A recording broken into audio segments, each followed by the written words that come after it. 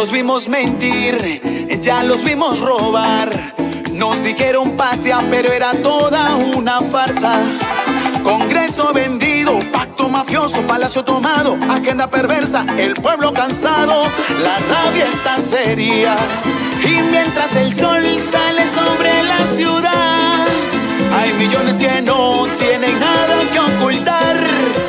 No somos idiotas, no somos vendidos. Esto es calle, es denuncia y vamos con todo sin canales.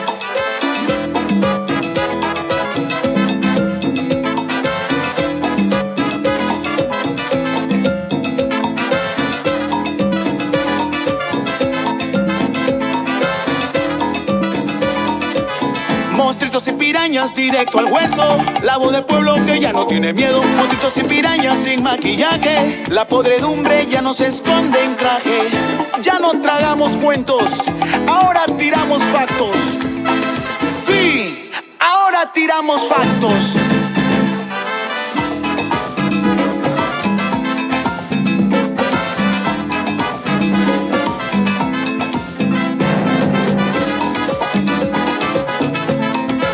Ya no tragamos cuentos, ahora tiramos factos.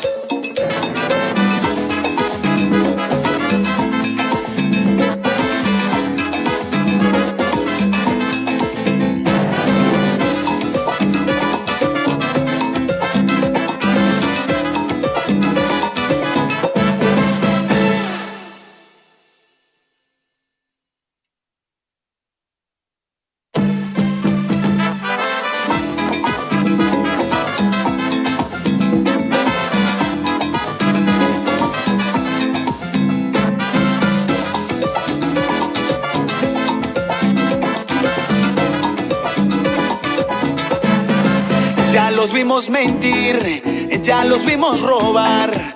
Nos dijeron patria, pero era toda una farsa. Congreso vendido, pacto mafioso, palacio tomado, agenda perversa, el pueblo cansado, la rabia está seria. Y mientras el sol sale sobre la ciudad, hay millones que no tienen nada que ocultar. No somos idiotas, no somos vendidos. Esto es calle, es denuncia y vamos con todo sin canales. Hola, ¿Cómo estamos? ¿Qué tal? ¿Cómo están, Hugo? ¿Qué tal? Hugo Coya nos acompaña hoy día para hablar del IRT. No, pero a ver, yo tengo El hombre que sabe todos los secretos del IRT. No, todos los secretos no lo sé, pero algunas cosas. Yo tengo que confesar que estoy súper contento de esta mesa hoy día porque estoy con dos de los más grandes periodistas que yo conozco, además Mauricio y Hugo. He crecido formándome con ellos. Hugo era siempre el que me destruía los textos. Así que qué contento estoy hoy día de estar en esta mesa. ¿Ah? Contento. O sea, vieron en el camino. No, hemos estado en el camino. Hemos estado juntos.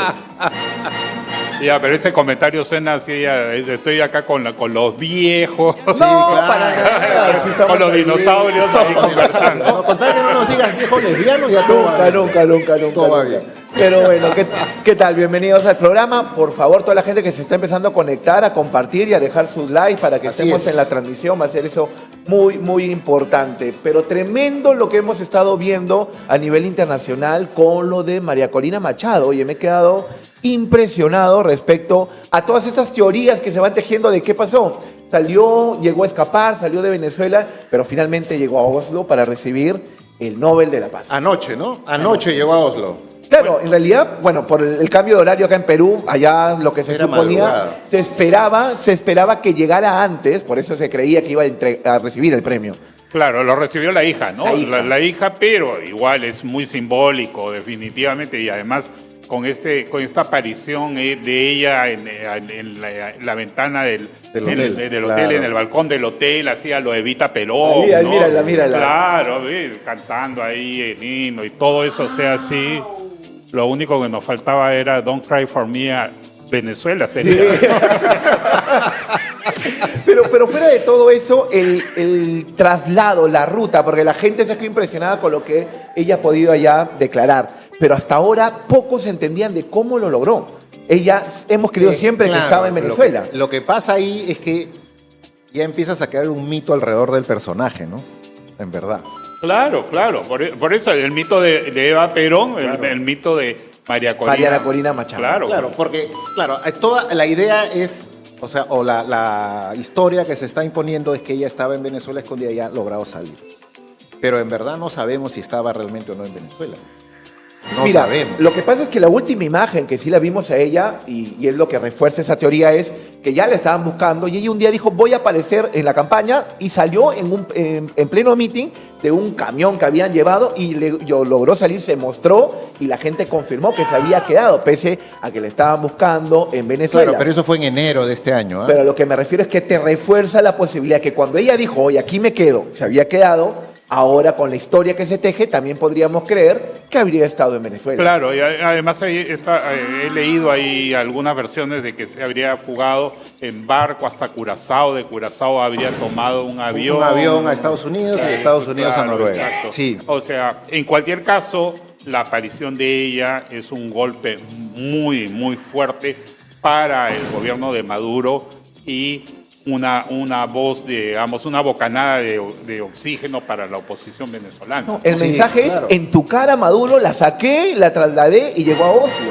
Claro. Y es algo que Estados Unidos, al menos estos últimos meses, ha caracterizado con lo que pasó en Irán, por ejemplo, del bombardeo, que entraron, nadie se dio cuenta con los bombardeos. Aquí también han podido sacar a María Corina, entonces le dice, cuidado, que yo me puedo meter cuando quiera a tu zona y la saco. Lo que pasa es que ya se empiezan a tejer las historias, ¿no? Porque, por ejemplo, hay una versión que dice que estaba escondida en la embajada británica en Venezuela y que han sido los británicos quienes la han ayudado a salir y no los americanos. Hay otra versión que dicen que es los americanos, después dicen que salió con peluca, disfrazada. Y le habían puesto una peluca. Todo eso claro, las especulaciones sí, van a seguir y yo creo que ella también, digamos, no puede revelar por razones de seguridad, obviamente, cómo salió y quienes la ayudaron y todo, ¿no? Porque si no, se desbarata también el mito. Yo estoy esperando el libro, Yo estoy esperando el libro de María Corina. La serie, la película. La novela. No, todo. Tú ya estás pensando, ¿no? Claro, obvio. Igual yo sí creo que ella, es una versión mía, pero yo sí creo que ella ha grabado la ruta del escape. Yo creo que ella ha tenido que haber... ¿Cómo no vas a grabar eso? De todas maneras el traslado en el bote, ella te aseguro, mira, en todas las imágenes que le hemos visto, en algún momento se va ella lleva un receptor de audio, es decir, todo lo está grabando. Claramente vamos a ver luego un documental sobre todo este escape, pero en esta época tienes que haber grabado eso para demostrarlo, además. Claro, pero es claro, además la posición, ya en términos más políticos, la situación y la posición de ella en relación a los otros líderes de la oposición venezolana es una posición más expectante porque tienes todo el tema de Trump y esta presión hacia Maduro, ¿no? Entonces, la posibilidad de que ella realmente pueda volver a Venezuela una vez liberado el país y arrestado Maduro es mucho más grande. Claro. Ahorita, claro, ¿no? A diferencia de Guaidó o de López, donde el control de Chávez primero y de Maduro después era absoluto, ¿no? Y además porque ellos abandonaron el país. O sea, definitivamente, aunque ella no haya ganado las elecciones, porque al final le impidieron postular, la posición de ella en ese momento es quizás la más importante de la oposición venezolana. Claro, y ha dado un salto, digamos, ha dado un paso adelante en relación a los otros líderes opositores, ¿no? Que claro, esto es una batalla pues de largo aliento, entonces vas sembrando y avanzando, llega un momento en que hay un líder que finalmente como que da el golpe de tuerca y en este caso María Corina podría convertirse en eso, ¿no? Y cada día vemos el deterioro de Maduro, ¿no? Claro. Lo vemos bailando, haciendo una serie de... Cantando.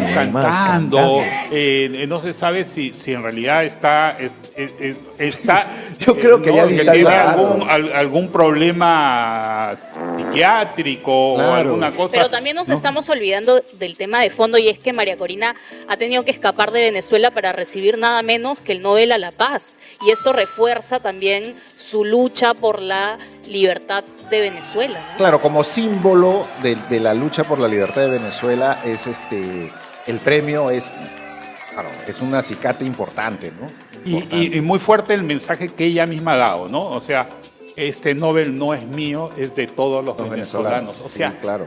muy bien jugado. Lo que sí quisiera un poco entender que esta jugada que sigue alimentando en cómo salió, lo que sí podemos mostrar es que hubo ingreso de 2 F-18, los cazas de Estados Unidos, que mostraron justamente con este flight radar que podemos acceder casi todos a ver en tiempo real, sí se mostró que frente a Venezuela, cruzando Curazao, sí ingresaron 2 aviones. Lo que no se entiende hasta ahora, dijeron que eran F-18, pero también es como para unos aviones especializados en eliminar radares en esa zona para supuestamente colaborar con el pase donde estaba escapando ella. Claro, esas son pues las especulaciones. Claro, porque al final, si quieres bloquear los radares, usas el satélite también. Sí, claro. O sea, No necesitas el avión. Ya no necesitas el avión y meterte por ahí en la bahía de Venezuela y todo. O sea, hay todas las posibilidades.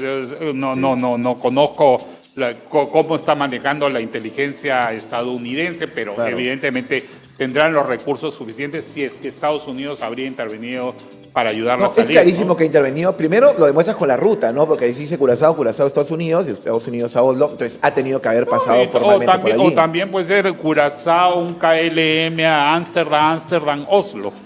Claro. Claro, sí, podría haber sido claro, también. lo cual sí habría dejado también huellas, ¿no? Claro, porque la ven, pues, ¿no? Claro, dentro de un avión comercial. No, eso. Un avión comercial, hay otros Claro, pasajeros y claro. inmediatamente Además, la van a si esa versión de que fueron los ingleses es cierta, claro, los ingleses la pueden llevar a Curazao y de Curazao la recogen los americanos y ya hacen el resto. Claro, o sea, cualquier cosa puede ser posible. Estás en Curazao y te pasas a otra isla y de otra isla. claro. El tema es que llegó y habló. Entonces, hay algunas declaraciones que ella ha brindado donde un poco ha resumido, no ha querido hablar de cómo lo ha hecho, eso había dicho, no voy a mencionar sobre ese tema, pero sí habló sobre esta situación de la entrega del Nobel. A ver, escuchemos un poquito.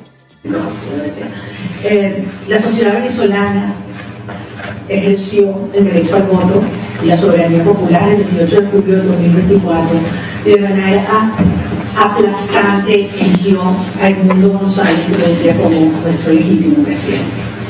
La sociedad venezolana ha dado todo por una transición a la democracia en orden y en paz.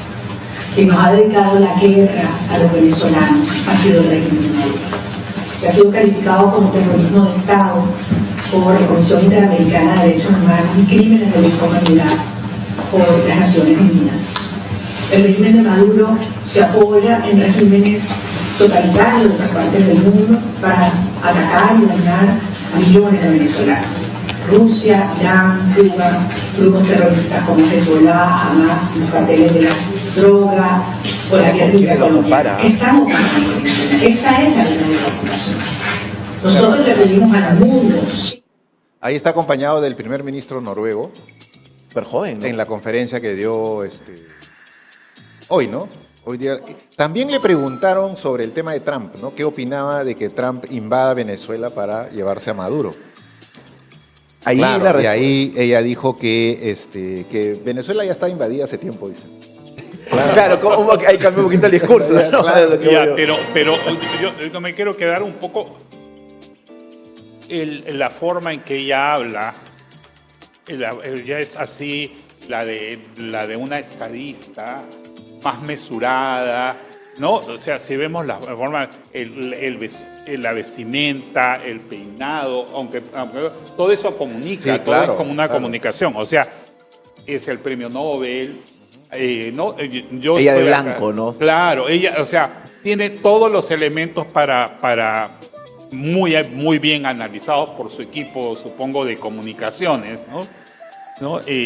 No está dando el discurso en la plaza de una manera incendiaria. No, para nada. ¿no? Entonces, bajando los decibeles, y yo supongo que ese mensaje no solo es para nosotros que no somos venezolanos, sino para aquellos que la critican dentro de Venezuela precisamente porque ha tenido una actitud muy beligerante, porque hay que recordar que ella es una figura polarizadora. Pero claro, si ella logra que ese sector de oposición más moderado a Maduro se aglutine y la vea a ella como una posibilidad, el camino para que sea la futura presidenta de Venezuela está servido, ¿no? Sí, claro. Que es parte del objetivo, yo creo, es convencer a ese otro lado que queda, ¿no? Claro. Es convencer a ese otro lado que Mira, queda. ese es un abrazo con María Elvira Salazar. Claro, la periodista y ahora representante republicana, ¿no? Claro. Que además ha tenido frases incendiarias y fuertes discurso anticomunista, pero además... Claro, y es trampista. Trampista, full, ¿no? sí, correcto. Sí, claro. Y fue además una periodista muy reconocida en Univisión, ¿no? Sí, correcto. Claro. Y del otro lado, Maduro también se ha expresado sobre esto. Claramente ya lo sabe, él ha tenido que dar algunas declaraciones, pero no lo hemos notado todavía hablando mucho sobre esto, respecto a cómo se ha dado, si confirma que está en Venezuela o no. Solo se dedicó a hablar un poco de Estados Unidos ante algunas preguntas que le hicieron. Claro, si efectivamente María Corina Machado ha logrado salir de Venezuela, es, como dijo Hugo, un golpe muy duro para Maduro. Claro. Que la has refregado en la cara, que la puedes sacar y puedes utilizar todo eso. Claro, Pues. en tu cara me fui, ¿no? O sea, y no me pudiste encontrar, man. Wow, qué motiva esa foto, ¿no? Esa recién... Claro, con sus hijos, ¿no?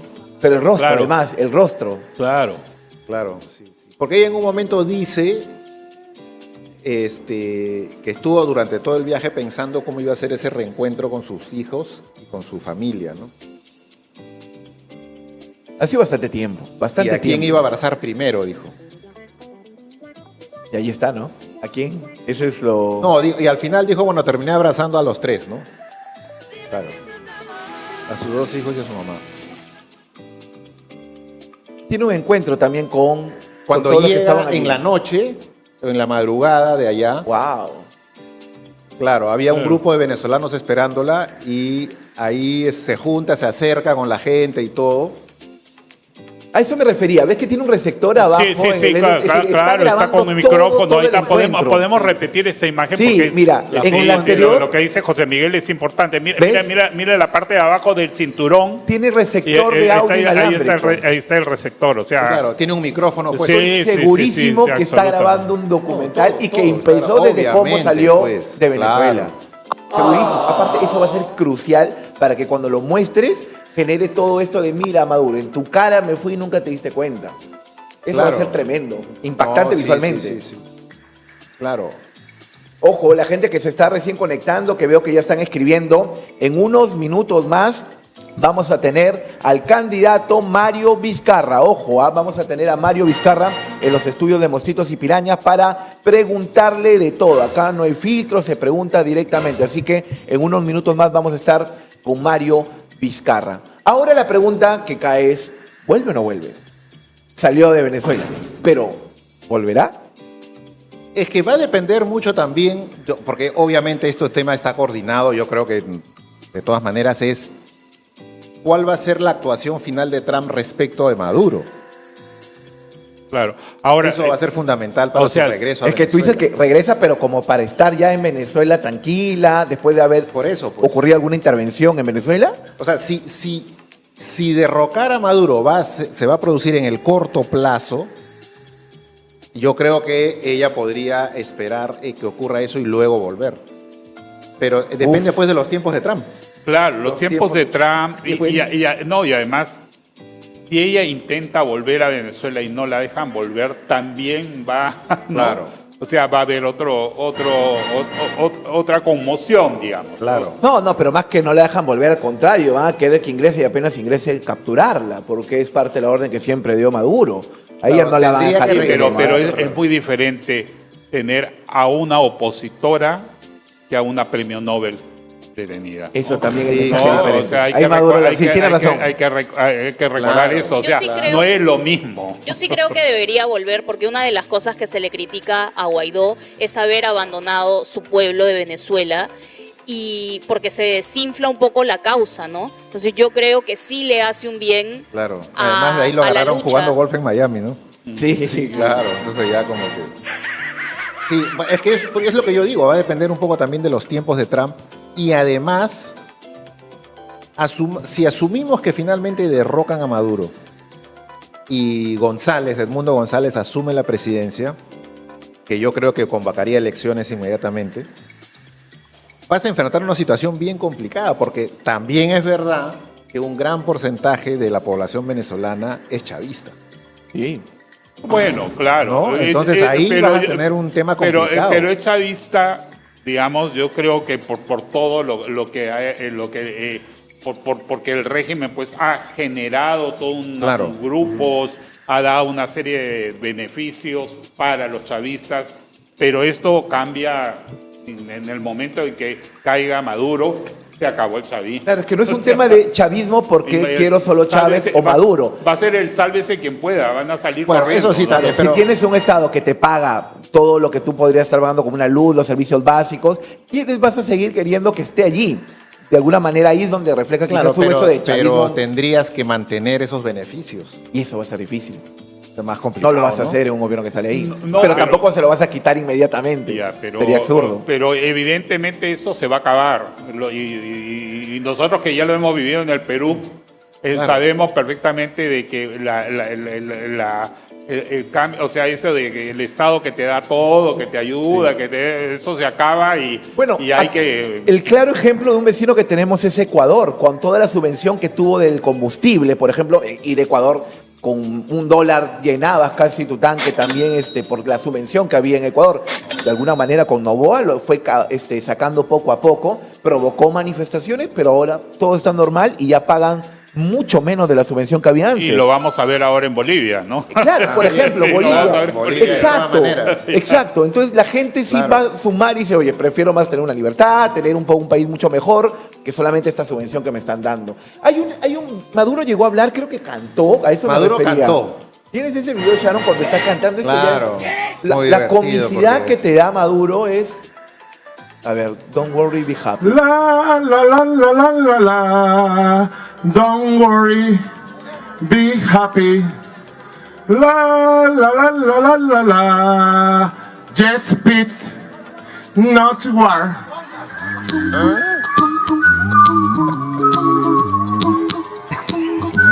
Peace and love. Dime, Hugo, quiero escucharte después de lo que acabas de apreciar. Bueno, es que en realidad podría ser también candidato acá a las elecciones.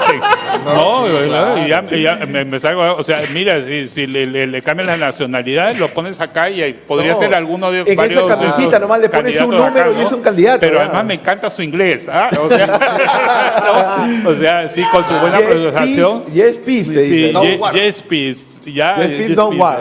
Claro, o sea, si la ridiculez fuera plata, bueno, Maduro ya debe tener todos los millones del mundo, ¿no? Pero, de todas maneras. Pero realmente el nivel de ridiculez, de fachatez de Maduro, y es claro, diciendo, no me importa que María Corina, lo que pase con María Corina. Es un poco, esa es una respuesta. Sí, es una respuesta en realidad. Pero yo estoy tranquilo, por si acaso. Pero es una respuesta mentirosa, porque claramente está preocupado de cómo ocurrió. Yo tengo que hablar con Trump, no con María Corina. Correcto. Niveles, ¿no? Le puse el nivel. O sea, supuestamente lo está desafiando, pero no, claro. Pero a Trump, ¿no? Es esa imagen que él quiere dar hacia los venezolanos, de que él está en el mismo level con Trump y que hablan de presidente a presidente y que todo está tranquilo, ¿no? Sí. Ahorita a Trump le da un ubícate y, claro. Y se acabó, ¿no? Claro, pero la pregunta sigue siendo la misma, ¿no? ¿Habrá una invasión para sacar a Maduro de Venezuela? ¿Trump entrará a Venezuela o no entrará a Venezuela? Esa es la pregunta que a mí me sigue dando vueltas. Una estrategia de presión, casi guerra fría, donde todas las semanas te hago algo para mantenerte ahí sin dormir, nervioso, pero no sé si va a llegar a un tema de invasión. Pero ya es un tema de desgaste, porque lógicamente, y sabemos cuando los regímenes están en las finales, además un régimen tan largo como las primeras van a ser, las ratas van a ser las primeras que van a saltar del barco. Claro, inclusive ya se habló varias veces, que nunca se demostró que era verdad, pero digamos ya cuando estas cosas empiezan a sonar es por algo, que la propia vicepresidenta y su hermano estaban negociando con Trump para entregar a Maduro, ¿no? Bueno, y la del piloto también, piloto que supuestamente querían convencerlo. Claro. Ya, el solo hecho que te generen esas historias y vas creyendo, él empieza a alocarse, a dudar de todos, y es parte de la estrategia que creo que quiere tener Estados Unidos. Es el desgaste del régimen, ¿no? Claro, porque se va desgastando el modelo, se va desgastando, y yo creo que todas estas intervenciones diarias de Maduro, y que cada día, porque ya su discurso ya ni siquiera es virulento, ya es tan patético, tan ridículo, Claro. Supongo que su propio entorno, este señor está totalmente desconectado de la realidad. Pero si lo ves cantando así, no lo dudaría. Claro que sí. Yo pondría a pensar en eso. Claramente este tipo está ya mal. Claro. Está desgastado. Y si ya le puedes sacar acá a su contrincante, si pones en duda y la gente empieza a dudar, oye, tengo que apoyarlo, tengo que seguir en esto. Esa es la estrategia de Estados Unidos y le está haciendo muy bien ahí. Sí. Está haciendo muy bien. Bueno, pero a ver, otro tema. El tema que de alguna manera, qué mejor que lo hable Hugo respecto a lo que está pasando IRTP. Primero, porque estamos hablando ahorita de más que un pedido que ya existe en la ley, es que IRTP, Canal 7, para que la gente no lo sepa un poco, el canal del Estado transmita las maratónicas sesiones del Pleno, que a veces no sé qué quieren que transmita ahí, si casi todo es virtual, además, solamente como un detalle, que los pasen en el canal del Estado.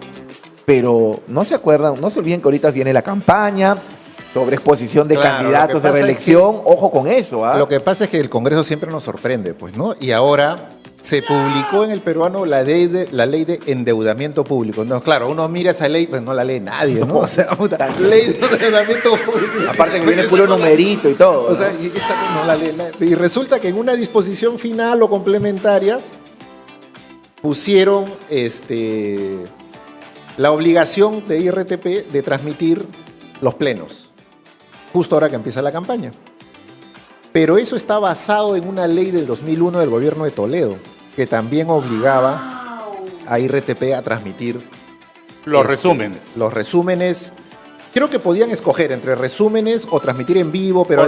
Correcto. ¿no? Claro, si había una interpelación al gabinete, obviamente, ya por un tema noticioso incluso. Pero ese es interés público, ¿no? Claro. Pero pasarte todas las sesiones, ahora como han puesto es evidentemente es una modificación incluso de las condiciones para la campaña electoral, porque los candidatos congresistas o los congresistas candidatos van a tener un mayor espacio para exhibirse, para mostrar, para ver cuán buenos son, versus los partidos que no tienen representación en el Congreso o no tienen candidatos allí.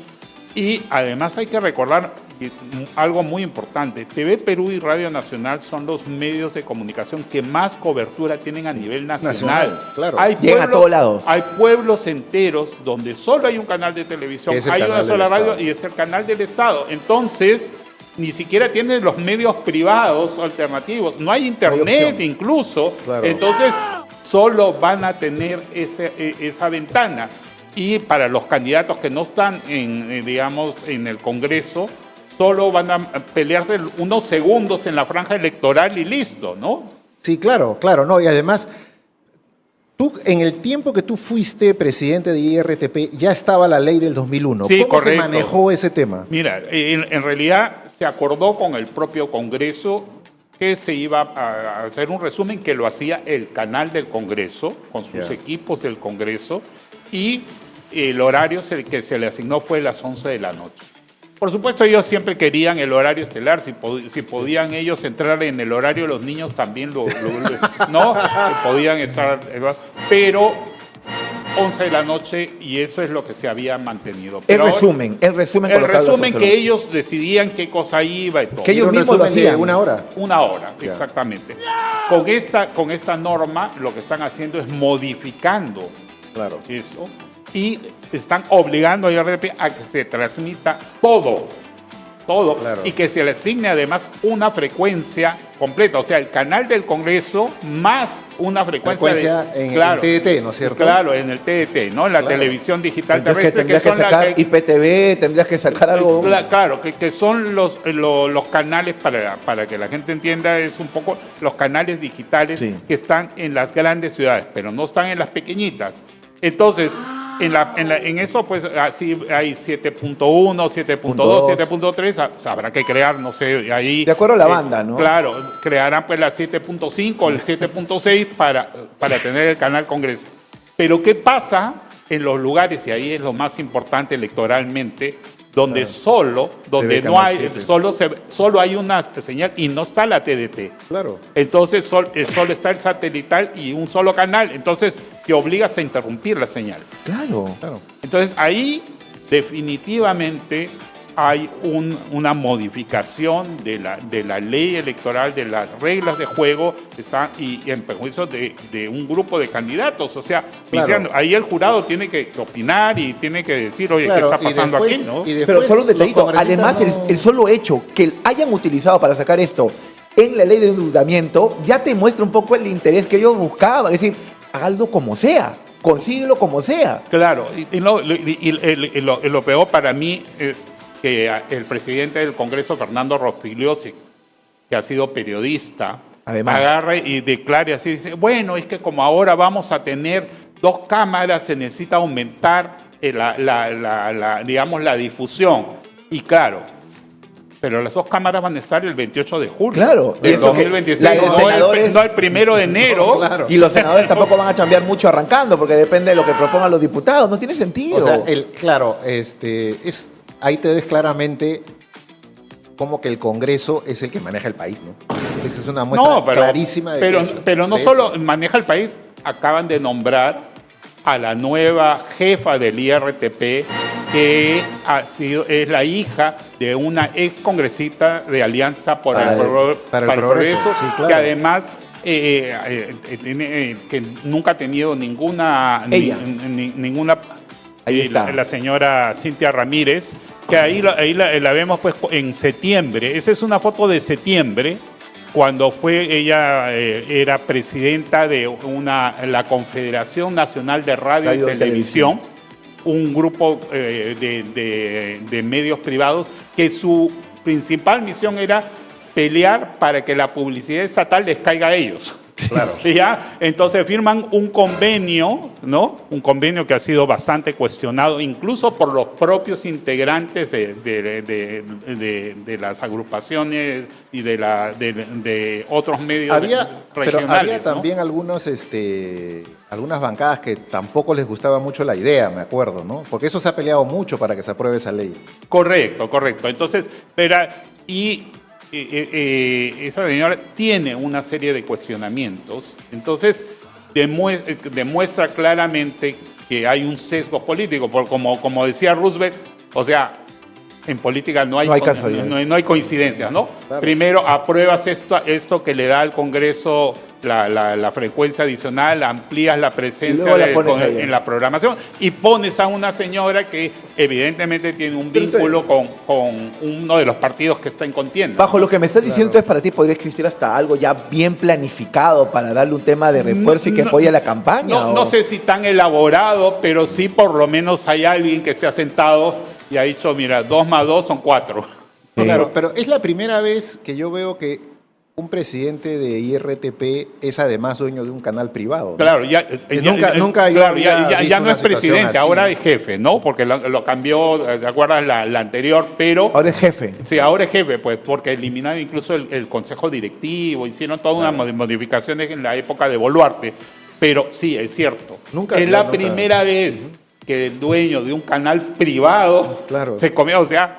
Le estamos entregando el canal del Estado en lugar de poner a alguien independiente, un periodista independiente, cualquiera. Entonces podría haber conflicto de interés, claramente. Hay un conflicto de interés evidente. Está la imagen de la mamá un poco para que también lo podamos observar, lo que hablaban de esta relación otra vez, cada vez que hablamos de este gobierno con APP. Robertina Santillana estuvo en el Congreso del 2020. Sí. Claro, era por San Martín. Por San Martín, ¿no? Claro. De nuevo, entonces, estas relaciones de gente de este gobierno, de Pedro Castillo, Dina Boluarte, siempre hay alguien de APP. Siempre aparece APP en el medio, ¿te has dado cuenta? Claro, ¿no? exacto. La policía aparece en el medio. Candidato no sé qué cosa, algo APP. Ministra acá, APP. Detienen a una banda, hay alguien de APP. No importa quién sea el presidente, siempre APP está ahí. Claro, ¿no? claro. Es que ahí te das cuenta dónde está el poder, pues. Tiene la cuenta de la habilidad de Acuña, ¿no? Alguna habilidad tenía. Sí. Está en todos los gobiernos. El pacto mafioso le llaman. El pacto, claro, definitivamente. Pero estuvo con Dina, con Castillo también fue bien amable, ¿no? Ah, por supuesto. Luego con Dina y ahora con Gerí, o sea, claro. Y encima, en un momento tuvo alianza con PPK también, ¿te acuerdas? Claro, o sea, no, ha bailado con todos. Claro. Y se pone el uniforme quien quiera, izquierda, derecha, baila marinera, baila tondero, baila lo que quiera. Es un crack, mi tío Acuña. No, está pero en todas. es que el tema Está no en es todas. crack. Ahí yo creo que sí te demuestra el interés que él tiene. Él no quiere presidencia. Él puede gastar lo que quiera, pero él quiere tener, hoy creo yo, Senado. Necesita tener un Senado. Él quiere gobernar. Pero yo creo que aquí este juego, digamos, de IRTP tiene una directa relación con las elecciones y el miedo que pueden tener los actuales congresistas al antivoto. O sea, yo creo que por estos no. Claro, que por estos no. O sea, Claro. el antivoto de Keiko se puede reflejar también en los actuales congresistas. Lo que pasa, el por eso no ha cambiado el Keiko no a todos estos congresistas. Diariamente no, en ¿no? redes. Por estos no, ¿no? Por estos no, perdón. Claro. Te lleva al mira por quién votaron, mira por esto, mira lo que hicieron acá y te da. Es bueno saber estar informados, claro que sí.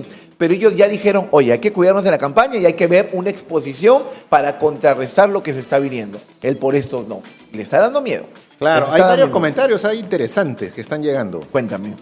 Dice, Omega, ¿qué tal? ¿Cómo estás? Buenos días, Omega. Dice, la falta de precisión en los destinos de la deuda, el nivel de discrecionalidad que se otorga al MEF. Ya, claro, Omega ya está entrando en el análisis de la deuda, de la ley de endeudamiento público, ¿no? Ya, Sí. esas son cosas mayores ya.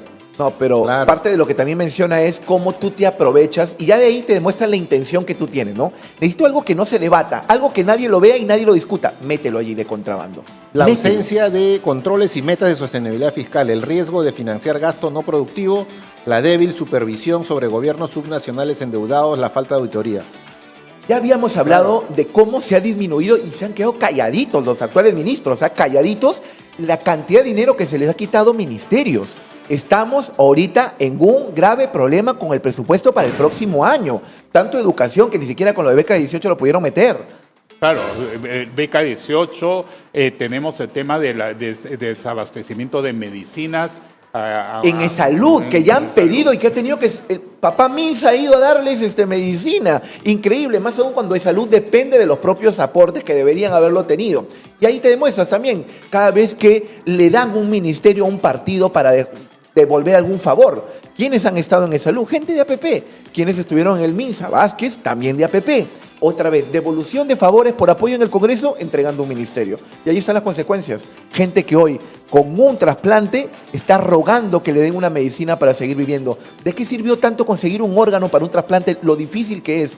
Y hoy no pueden, están con mucho miedo que puedan perderlo todo porque no está la medicina. Es gravísimo y pareciera que a nadie le molesta ni le sorprende en el Claro, Estado. lo que pasa también es verdad que los ministerios se van repartiendo por temas políticos, pero en sí mismo el ministerio como institución es una institución totalmente ineficiente, absolutamente ineficiente. No puede hacerlo. O sea, más allá de la cabeza, es absolutamente ineficiente. No puede gestionar. Sí, claro. Algo tan sencillo, algo para lo que se les eligió, además, gestionar tu especialidad debería estar en esto. Y que cada vez vemos en el salud gente que ni siquiera es doctor, gente que no ha estado nunca relacionado con la gestión pública, pero con devolución de favores, de nuevo. Las consecuencias se le están pagando, lamentablemente, las personas que recibieron un órgano donado, y es gravísimo lo que pasa en salud. Sacó un comunicado ayer el Minsa diciendo ya les entregamos, pero yo llamé a personas, algunas fuentes que tengo en salud y dice, ok, ellos han autorizado el traslado, pero que llegue un almacén no significa que ya están en los hospitales, no significa que ya hicieron la gestión de entrega inmediata, eso se acaba al toque, me dijeron, así que no es la solución. Es una barbaridad, realmente terrible el drama que viven todas estas personas y que no debería ocurrir porque hay los recursos y esos recursos han sido asignados precisamente por criterios políticos, se han malversado fondos, y eso está contribuyendo a estos dramas, ¿no? Claro, pero eso es ineficiencia, en verdad, porque el remedio, no hay el remedio porque no se ha comprado con anterioridad. No hubo un plan. Y esas compras programadas, en verdad, no dependen de la cabeza del ministerio, dependen de la operatividad de la gente que tiene que decidir las compras. Pero y esa gente no las decide, no sabe, o lo deja pasar, o lo hace mal. Claro, perdón, tenemos ahí, Omega dice, por ejemplo, yo tengo 10 soles para salud, me da la gana de pasarlo al deporte y lo hacen con solo una disposición y listo, sin mayor explicación, solo Claro. me dio la gana. Ahí está explicando claramente, Omega, cómo es que a raíz de contrabando metes allí lo de la ley, genera justamente estos cambios, en el presupuesto también lo cambias como si nada le importara, no hay gestión, no hay criterio técnico además, no hay criterio técnico. Y otra vez, las consecuencias, ¿quiénes las pagan? Claro, gente con su vida. Claro, Pero el bueno, desprecio por el paciente y por toda la ciudadanía. ¿Tendrá remedio? Estas situaciones tendrán remedio, ¿no? Y estamos acá justamente con el ingeniero Mario Vizcarra. ¿Qué tal? ¿Cómo está? Bienvenido al programa. ¿Cómo le Candidato va? a la presidencia y a ver si Perú Primero tiene o no soluciones para esos temas o no tiene soluciones. La tercera la vencida, porque lo hemos estado buscando hace bastante tiempo. Ay, por fin viene a los estudios. Qué bueno que haya aceptado finalmente. La tercera es la vencida. ¿Cómo está? Buenos días. Bueno, muy buenos días. Muchísimas gracias por su invitación. Yo también hace tiempo deseoso de estar acá, pero había compromisos previos que lo impidieron. Aquí Audiencias habían. estamos. parece Sí, bastante. claro. Sí, pues. La primera interrogante, ¿ya ha ido a visitar a su hermano a Barbadillo? ¿Se ha podido comunicar? Porque hasta ahora la única información que tenemos es que su hermano le escribe al influencer Cristo Rata. ¿También le ha escrito usted? ¿Ha podido hablar con él o no? No, físicamente yo, 2 veces. ¿Ya? Martín entra a prisión el miércoles 26, yo fui el jueves 27 a visitarlo y este lunes pasado también por segunda vez. Lamentablemente hay muchas restricciones, solamente se permite una visita de una persona por semana. Esto producto del estado de emergencia dado por este gobierno. Así También que es válido para los presidentes que están en Barbadillo, entonces. para todas las prisiones, sí. Sí, no hay excepción. Ajá. ¿Qué le ha dicho? ¿Y cómo lo ha encontrado? Porque en la carta que le envía Cristo Rata, me da la impresión que ya está teniendo, digamos, algunas situaciones complicadas, porque dice, no puedo dormir, estoy despierto a las 4 de la mañana, no sé qué hago acá. Bueno, es comprensible, ¿no? Imagínense estar privado de su libertad con una sentencia injusta de 14 años, pues los primeros días deben ser fatales, ¿no? Yo, como le digo, visité al día siguiente, lo encontré indudablemente muy bajoneado, ¿no? Muy alicaído, pero digamos que ya en el mes de agosto ya estuvo 22 días ahí también, entonces ya como que ya sabe cómo puede sobrellevar esta situación, ¿no? O sea, ¿él no pensaba que lo iban a condenar? No, de ninguna manera, porque este juicio lleva 5 años, de 2020 prácticamente. Ya, pero digamos, había varios indicios de que iba a ser una condena, ¿no? En los primeros 10 minutos de la lectura ya se sabía que habían las pruebas. Incluso yo creo que antes de la lectura desde ya las audiencias, juicio oral. Cómo se había llevado el juicio y todo, conducían a que iba a condenar. ¿Para él fue una sorpresa? Sí, fue una sorpresa la condena, porque durante todos estos 5 años solamente son dichos, claro, dichos de los colaboradores eficaces, de algunos testigos también, pero los testigos tienen una relación laboral directa con los colaboradores eficaces, entonces evidentemente hay una relación de patrón, podemos llamarlo jefe, a subalterno, y todos son finalmente dichos, ¿no? A Martín le han levantado el secreto bancario, le han secreto de las comunicaciones. O sea, Martín en todos estos años no ha tenido ningún desbalance patrimonial. Claro, pero también es cierto que nadie pone una coima en su cuenta bancaria, ¿no? Eso Sí, también es verdad. pero fíjese, esto se supone ha ocurrido en 2012, 2013, ¿no? 12 años y no viajó al extranjero, sus hijos permanecieron en universidades o colegios de mediano, digamos, necesidades económicas. Él sigue pagando un departamento que lo sacó a 25 años. O sea, no hay ningún indicio que puede demostrar de que su patrimonio subió o que hizo algunas jugadas que terminen que llegó un dinero ilícito, ¿no? ¿Y le ha contado si ha podido hablar con los otros expresidentes que están en la prisión, con Castillo, con Humala o con Toledo? Sí, ella en la anterior oportunidad ya habló con los 3 allá. Ah, ¿con los 3? Sí, claro. ¿Y qué le decían? ¿Qué cosa compartían? Bueno, son digamos, como pequeños espacios que son compartidos 2 a 2. Él, digamos, comparte con el expresidente Ollanta, Ya. ¿no? Y luego hay un área bastante alejada donde están los otros expresidentes Pedro Castillo y O sea, él no tiene contacto con Toledo ni con Castillo, solo con Humala. Cuando salen a un área libre, sí, pero los tres, muy los corto, cuatro. sí, los cuatro, sí. Entonces van a hacer intercambio de regalo al final de año. ¿Cómo va la relación ahí? Bueno, por lo menos se darán valor, se darán pues... Sí, claro. Y ya, pero ¿y qué le ha contado de Humala, por ejemplo? ¿Cómo son malos? Bueno, él está bastante alicaído, ¿no? Humala también está alicaído. Muy pocas visitas recibe el expresidente Humala. El señor Castillo, bueno, recientemente ha sido condenado a 11 años, ¿no? O sea, también está en un proceso, como me enfrenta a Martín. Y lamentablemente el expresidente Alejandro Toledo sí está bastante deteriorada su salud, ¿no? Él tiene un problema psicológico muy grande, tiene ansiedad, bueno, también creo que ha superado los 80 años y tampoco recibe visitas, ¿no? Señor Mario, usted primero estaba en la plancha como vicepresidente y hoy aparecen todas las encuestas arriba, aunque cuando se le consulta a la gente, Mario Vizcarra, el conocimiento es mayor para Martín y por lo que usted me narra, ha calificado de una sentencia injusta el tema. Si usted llega a ser presidente, porque su intención, por lo que creo, es querer ser presidente, ¿en realidad es para gobernar este país o solamente para sacar a su hermano de la cárcel?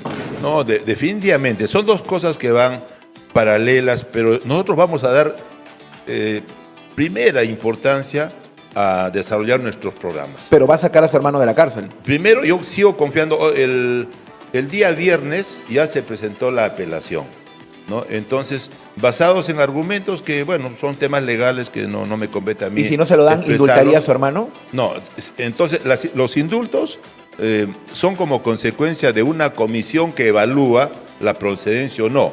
Entonces, yo ya lo he dicho, voy a ser respetuoso de lo que no solamente en el caso de Martín, porque cualquier persona puede pedir el indulto de los otros. Claro, sí, señor Vizcarra, yo tengo una curiosidad desde que usted ha asumido la candidatura y ahora a partir de lo que me está contando de su hermano, que está deprimido, que el otro expresidente también está deprimido, ¿por qué usted quiere ser presidente? ¿No tiene miedo también a acabar en la cárcel igual que los otros, que su hermano? Bueno, tiene mucha relación con que Martín, sí, uno de los errores, no tuvo una bancada y comienza la persecución desde el año 2020 que él es vacado en 9 de O sea, noviembre. si usted consigue una bancada, ¿está seguro que a la larga no le pasaría lo mismo que su hermano? No, o sea, yo voy a gobernar con un equipo que vamos a transformar el Perú. Entonces, vamos a tener resultados positivos en 100 días o 120 días, que va a ser de que la gente esté conectada con nosotros, porque nuestro programa va a ser fundamentalmente orientados a cerrar las brechas que tiene el Perú. Ya, pero Martín tenía una popularidad altísima y ha acabado donde ha acabado. Ya. Qué bueno que me da la oportunidad de contestarle. Martín fue ministro el 2016, ¿no es cierto? 28 de julio de 2016. Y lo primero que hace es denunciar la existencia del Club de la Construcción. Y ahí viene una contradicción. Dentro de ese Club de la Construcción estaban justamente dos de las empresas que ahora lo denunciaron, Obrainsa e ICSA. Entonces, cuando asume Martín, todas las obras salían al 108%, toditas. Y una de ellas estaba solamente para la firma del contrato. ¿Quién iba a hacer esa obra? Obrainsa. Y Martín anuló el proceso y llamó a una nueva licitación. ¿Y quién ganó? La misma empresa. ¿A qué precio? Al 95%. Ya, pero está condenado por la época por Moquegua, no por cuando era. Entonces, y los cuestionamientos son básicamente cuando él fue gobernador de Moquegua. Pero es que no hay mucha lógica que Martín denuncie la existencia de quienes supuestamente le dieron una coima. O sea, Martín atentó contra los dineros ilícitos a través de las adendas, de las sobrevaluaciones, que eran moneda de todos los días. Claro, pero también es cierto que cuando aparecen estos colaboradores en el 2020, ¿no es cierto? Ya estaban acorralados por el tema Odebrecht, ¿no? Creo que incluso estaban prófugos de la justicia. Entonces, claro, ellos en ese momento es que dicen, yo tengo información sobre el caso Vizcarra y entregan la información. O sea, no entregan la información porque se les ocurre, se entregan la información para salvarse de la cárcel también, porque ya estaban acorralados por otros casos de corrupción. Claro, pero justamente arman un muñeco, un Frankenstein, que para muchos es creíble, diciendo pues que sí le dieron la coima y como testigos la secretaria, el conserje, el chofer. Entonces, por eso le digo, o sea, no hay un hecho así clave o que pueda determinar la culpabilidad de Martín Vizcarra. Cuando son dice dichos. Lo de Frankenstein, ya está Lodina Boluarte hablando, está copiándole bastante a la expresidenta. Pero a ver, solo para cerrar ese tema y que quede claro, son especulaciones porque judicialmente hay una sentencia y hay que hablarlo así. Entonces, cuando se lleva el discurso y se alimenta ese discurso de la injusticia o de que esto es por los contrincantes o el Congreso, aclarar que es cuando fue gobernador regional, lo que dice Mauricio, que hay colaboradores que lo han expresado y hay una sentencia judicial donde confirma que tiene que ir por 14 años.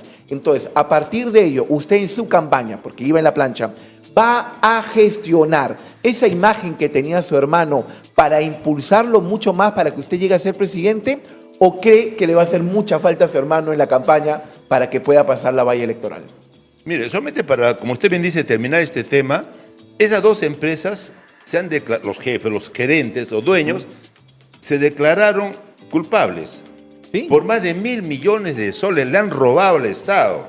Tenían condenas que superaban los por eso son colaboradores eficaces, porque han aceptado un delito. Pero, ¿cómo no va a ser colaborador eficaz si tengo en mis espaldas una condena de 35 años y devolver 1.000 millones de soles? Van a ver la forma en zafarse de eso. Y se han zafado. Están caminando libremente por las calles. Los delincuentes, los ladrones, no tienen ninguna sentencia. Mire, en eso sí podemos coincidir. En verdad, un colaborador eficaz no necesariamente tendría que quedarse libre, porque tú le puedes bajar la pena porque igual ha cometido un delito, ¿no? Pero más allá de eso,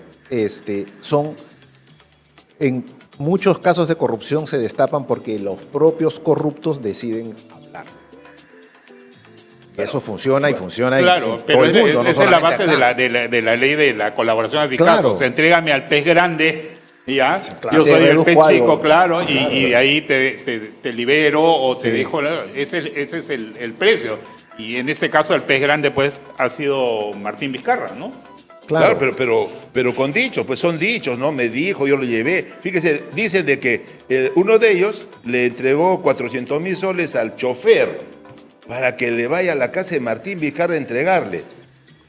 Puede pensar de que entrega 400.000 para que le entregue, y dijo que sí, le había entregado, ¿quién? Al conserje donde vivía Martín.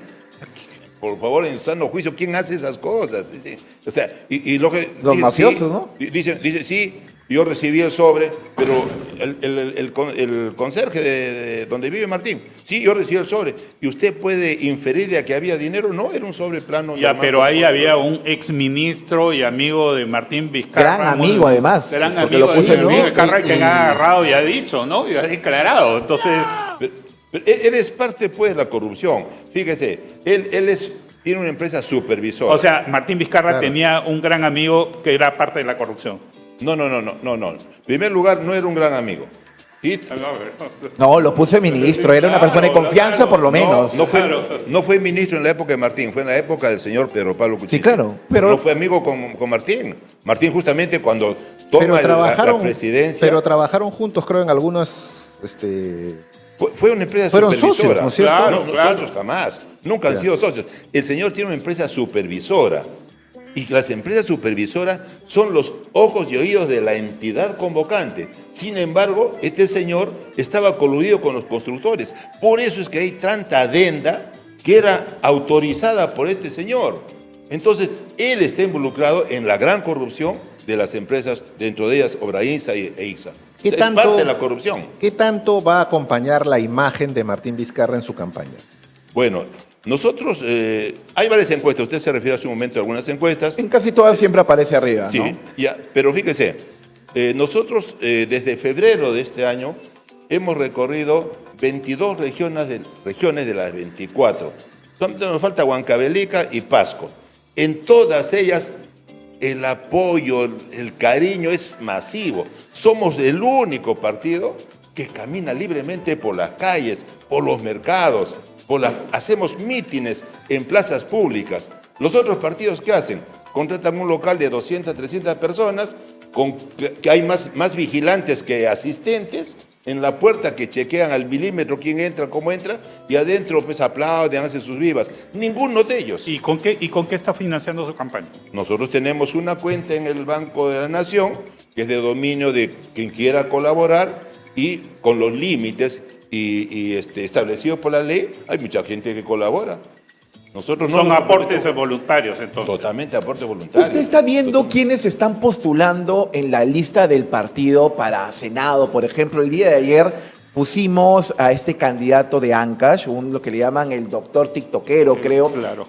¿Usted está revisando quiénes están yendo a su... A ver, Martín Vizcarra era protagonista en redes sociales, no lo voy a negar, ha sido una gran estrategia ahí. No sé si lo veo usted también agarrando a un perrito, a Morita, y diciendo estoy escuchando Grupo 5 y con su pijama yéndose a dormir. Esa estrategia de redes sociales que bien le funcionó a él ahora con esta gente que también postula el Senado utilizando las redes sociales como ese señor que va por Ancash. Así también va a ser. Hernández. Así. ¿Qué tal esa mostrándonos el ombligo y... Bueno, a mí no me verán nunca en esa situación. Bueno, como para mostrar, ¿no? Esperemos que no, señor Vizcarra, pero ¿qué opina usted de tener a este tipo de candidatos con este tipo de campañas? Bueno, nosotros hemos tenido conocimiento desde ayer o anteayer que ya se hizo público y bueno, tenemos unos estamentos entre el partido que están viendo este caso, ¿no? Sí, lo están revisando. Está revisando ya lo había descubierto. Tomarán la decisión, ¿no? Porque además este señor ha sido candidato también de Podemos Perú en el 2020. Y también con la Chacana estuvo antes. Claro, pero además ha tenido frases muy duras contra Martín Vizcarra. Exacto. Entonces, ¿cómo ha revisado esa lista para postular? Oiga, si en la familia a veces vemos que hay una oveja negra, ¿cómo la oveja negra entró? Ya, pero esta oveja está yendo con usted ahora. Por eso le digo. Y es el uno. Es el uno. Vamos a ver qué se puede hacer. Yo, como te digo, hay estamentos dentro del partido que determinarán qué se puede hacer. Yo, por supuesto, rechazo ese tipo de actitudes. ¿Usted rechaza toda esa campaña de este señor? Sí, porque no ayuda. Además, nosotros queremos, lo hacemos, presentar propuestas pues, que sean manejables, creíbles, no tanta farándula, ¿no? Pero mire, hablando que hay farándula, porque lo que estamos viendo quizás nos puede llamar la atención, pero formalmente no es delito. Pero lo que sí es delito son acusaciones, por ejemplo, contra las que hay contra Anselmo Lozano, quien fue gobernador regional en Lambayeque, quien se le viene también ya el juicio respecto a estas acusaciones por corrupción, por cohecho, colusión. Eso sí tenemos que responder y está postulando por el partido. ¿Qué respuesta a las personas que quieren votar por su partido y por usted al tener en lista a personas investigadas por corrupción? Mire, es saludable que estas cosas aparezcan antes de que seamos gobierno. Nosotros iba a ser inflexible. Voy a ser inflexible desde ahora, ¿no? ¿De qué manera? Vamos a tomar las medidas. ¿Qué cosa pasó? Pero esas medidas no debería haberla tomado el partido desde el inicio antes de escoger y de designarlos, porque entonces ¿qué garantías tenemos que después, si se convierten en gobierno, no aparezcan más cosas? Si ahora que debieron revisar, no lo revisaron. Y aparte, si llega a ser senador, libre, ¿no? Libre, ya no podría ni siquiera acusarlo. Son errores, pero lo importante es que no nos vamos a voltear y a silbar para otro lado. Vamos a tomar medidas. Y siempre habrá, es imposible desterrar la corrupción. ¿Usted podría anunciar aquí que va a retirar de la lista por Ancash al señor Hernández? No, lo que puedo anunciar es de que son comisiones que determinan, después de un análisis, la conveniencia de tomar la acción más drástica. Yo en ese sentido, yo voy a avalar lo que diga la Comisión. ¿Y el caso del señor Anselmo Lozano, por ejemplo, de Lambayeque, con acusación por corrupción? Bueno, el gobernador regional. Yo no tengo el detalle, entonces ahorita no me puedo pronunciar, sería un poco irresponsable, ¿no? Pero sí las comisiones encargadas van a tomar pero hay medidas, un juicio pendiente, o sea, ya hay, digamos, usted ha asumido todos los activos y todos los pasivos del partido, entonces, claro. Y es el líder ahora y el candidato. Es lógico que usted yo digo, me voy a sentar con gente y voy a estar poniendo mi nombre, es lógico que revise los antecedentes de las personas que lo acompañan o no. Sí, claro, pero fíjese, no solamente son 130 diputados, 60 senadores, más sus accesitarios, son más de 400. Es un poco para mí inmanejable haber revisado todos, pero apenas aparezca como está apareciendo, yo voy a ser drástico. Y si hay que expulsarlo, se expulsa del partido. Yo no voy a apañar a nadie de ninguna manera. ¿Su partido qué piensa sobre el tema transporte? Hay, por ejemplo, estas propuestas de algunos fanáticos locos solamente por ganar votos, decir, voy a desaparecer ATU. Además, ha habido recientemente un operativo donde atacaron a agentes ATU. Ayer la policía también intervino a personas de la municipalidad de Ate que tenían chalecos de ATU cobrando coimas. ¿Qué va a hacer sobre ese aspecto en el transporte que somos protagonistas internacionales con un tráfico terrible acá? Pero su partido propondría, por ejemplo, revisar a ver si eliminan ATU o eliminan, por ejemplo, oficinas de transporte. ¿Qué haría allí? Mire, yo manejo temas que son de mi conocimiento, por ejemplo, temas de salud, temas de educación, temas de agricultura, y los temas que no conozco al detalle, tenemos un equipo que lo evalúa y tomaremos la decisión que ese equipo experimentado, con el conocimiento adecuado, recomendará, y yo tomaré la decisión a partir de lo que ellos recomienden. Yo no puedo saber todo al detalle. Entonces, ¿no? Hablemos de salud.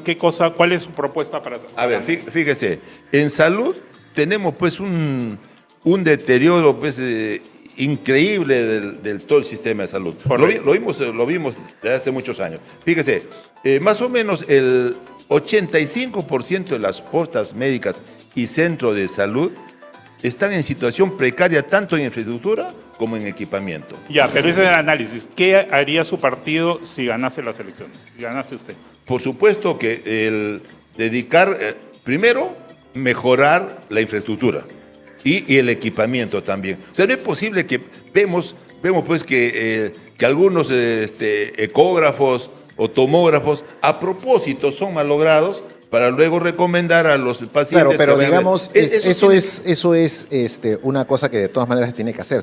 Se tiene que mejorar la infraestructura, pero adicionalmente a eso, siento un poco que la pregunta de Hugo por el lado de tiene que haber un plan integral de cómo mejorar el sistema de salud, porque no se trata solamente de, digamos, uno puede tener 20 o 30 hospitales más, pero si no hay un plan de cómo hacer eficiente el sistema. Sí. Por gusto tenemos tantos hospitales, en verdad. O sea, ¿cuál es en verdad ese plan justamente, para que la salud sea más eficiente y llegue a más personas y de buena calidad? Claro, justamente. La idea no es construir más hospitales a la loca.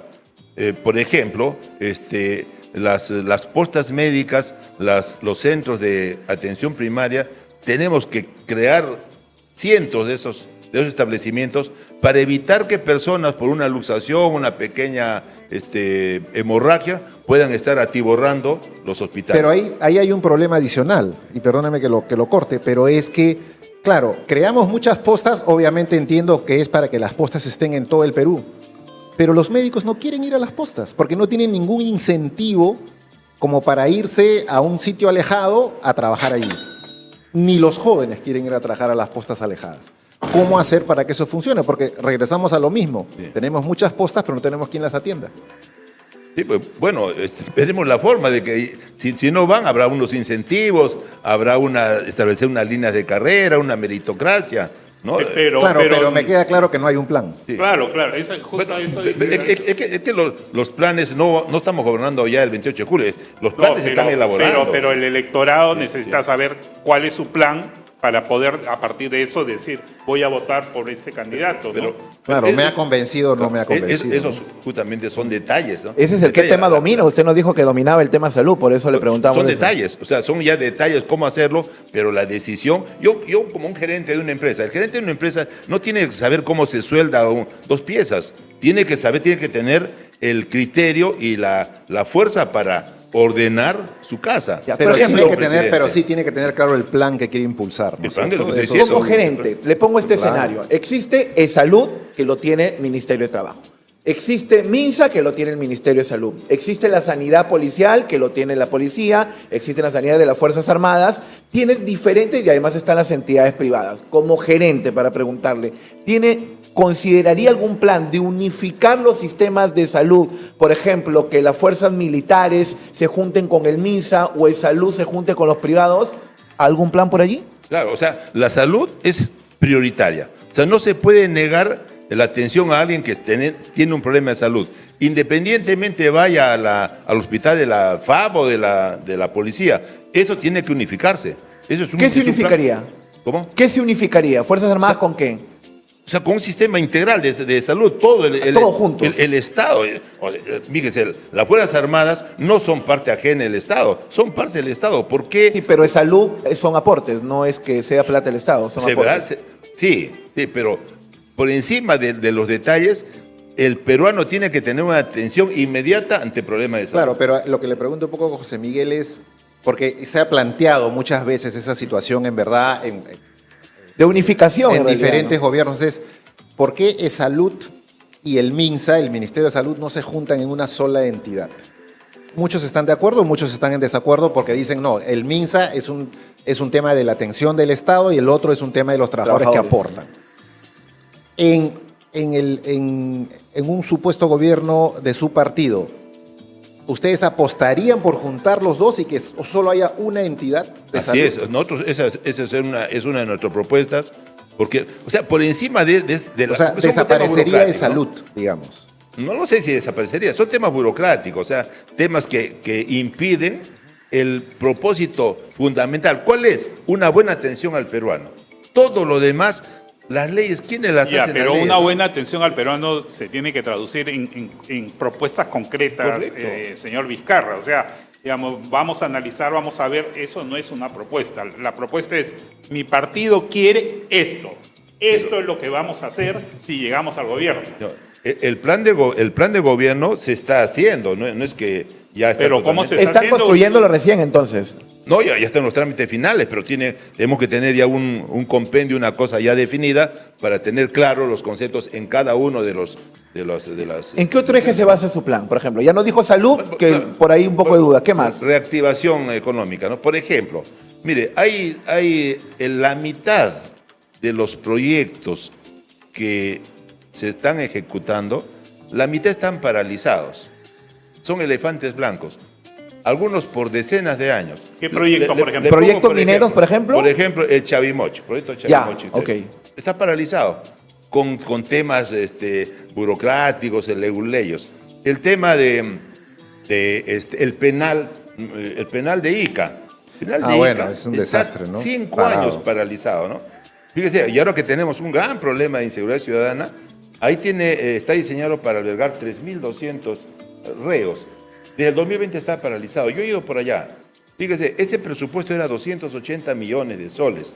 Ahora... Perdón, ¿de 2020? De 2020 está paralizado. Y ya, pero ese era su gobierno, el gobierno de su hermano, ¿no? Pero fíjese, justamente, ¿por qué se paraliza? Se paraliza por desavenencias que hay entre la entidad convocante y el constructor. Ahí poco pueden hacer cuando hay una ley que dice no se puede avanzar hasta que no se solucione esas contradicciones que tienen. No se puede avanzar. Nosotros vamos a cambiar las leyes. Esas leyes impiden justamente que fluyan los proyectos. Por ejemplo, para comunicarle, hace 4 meses se dio esa ley que se llama la nueva ley de contrataciones, que se expuso. Entonces, acaba de darse una nueva ley. Entonces, ¿vamos a cambiar esa nueva ley que acaba de salir hace 4 meses? No, pues lo que vamos a hacer es de que vamos a reactivar todos los proyectos que están paralizados. Por ejemplo, Tía María, que es un proyecto muy controversial. Sí. ¿Qué piensa usted sobre Tía María? Mira, yo le voy a expresar un proyecto exitoso en Moquegua, que lo hizo mi hermano Martín Vizcarra. El proyecto Queyabeco, de propiedad de Anglo American, tenía más de 20 años. Está al lado de Cuajone, creo, ¿no? Sí, no sé, sí. Sí, eso pertenecía antes a Minero Perú, finalmente lo subastaron y bueno, lo tiene Anglo American. Más de 2 décadas no funcionaba ese proyecto porque las comunidades aledañas, las personas involucradas, los organismos sociales se oponían con o sin razón, a ese proyecto. Cuando Martín fue el presidente regional, del 2011 al 2014, juntó a todos los involucrados a través de una mesa de diálogo. Por supuesto, al comienzo hubo mucha resistencia. ¿Y qué decían? Decían los que estaban contra el proyecto, decían, no, Vizcarra es prominero, ¿cuánto habrá recibido la empresa? Seguramente nos quiere convencer de la viabilidad del proyecto. Y Martín fue muy claro, señores, como presidente regional, llamo a una mesa de diálogo y lo que se acuerde en esta mesa de diálogo, yo lo voy a defender.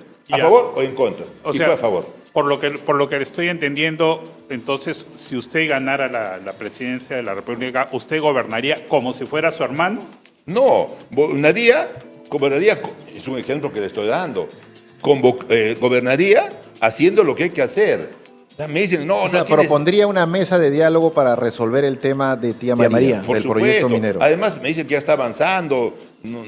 Creo que ya o sea, ya tiene los permisos, en verdad, ¿no? Ya tiene los permisos. En realidad ya podría y ya podría empezar a construirse el proyecto. Pero si arranca otra vez el convulsión social allí y nadie va a querer agarrar esa papa caliente. Fíjese, la minería puede coexistir con la agricultura, pero se tienen que sincerar las cosas.